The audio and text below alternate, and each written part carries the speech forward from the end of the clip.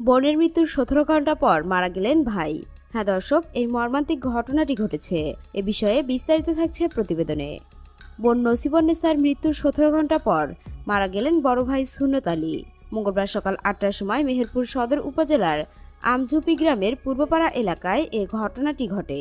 সুন্নত আলী ওই গ্রামের মৃত জাহিদ শেখের ছেলে। কয়েক ঘন্টার ব্যবধানে ভাই বোনের মৃত্যু নিয়ে এলাকায় শোকের ছায়া নেমে এসেছে।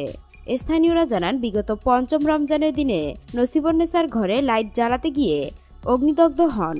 তাকে উদ্ধার করে মেহেরপুর ২৫০ শয্যা জেনারেল হাসপাতালে ভর্তি করা হয়।